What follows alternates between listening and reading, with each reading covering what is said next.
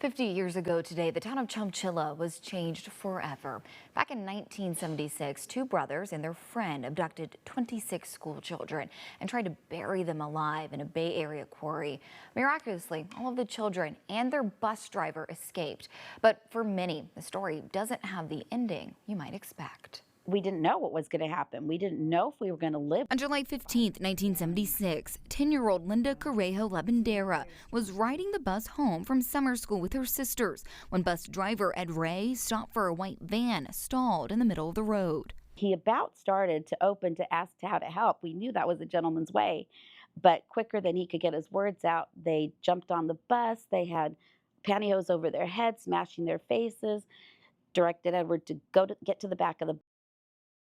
And then the other kidnapper was on the bus with his rifle, and they were long rifles pointed. Their abductors, two brothers, Richard and James, and their friend Frederick Wood, all in their early 20s. The men took control of the bus and drove them to a riverbed. They abandoned the bus and forced everyone into two vans. It was pitch black. The windows were painted over. No one could see in, no one could see out. We drove, it seemed like forever. It was endless. After hours of driving into the night, the kidnappers took Linda and her classmates to a rock quarry in Livermore and forced them into a hole that led to a truck trailer buried underground.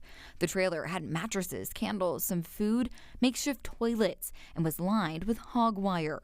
There seemed to be no way out. There was endless crying throughout. Somebody with 26 kids was whimpering, crying at one point. Throughout the whole ordeal. Eventually, the ceiling began to crumble and the oxygen began to run out. Miraculously, with the help of some of the older kids, they escaped. These bushes that were like a fence at the rock quarry, we made it around, and there was a guy there that said he knew exactly who we were. He said, "The world's been looking for you." And investigators were looking for the people responsible and a motive.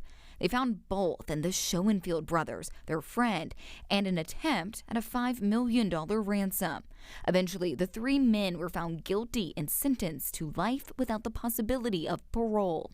However, as of 2022, after serving only a fraction of their sentences, all three men are out of prison. An appellate court overturned the original sentences.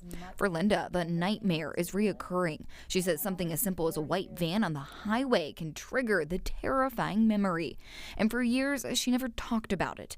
And neither did her classmates on the bus that day. Maybe they thought if we didn't talk about it, it would go away. And it didn't go away. Many of us never spoke again until after one of the kidnappers was released. And we all met at a local museum where the bus was. And we all had the same story, just from a different angle of the seat. Those children are adults now.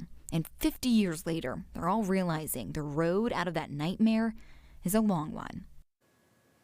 To read much more of this story and hear more from Linda, you can go to our website, yourcentralvalley.com.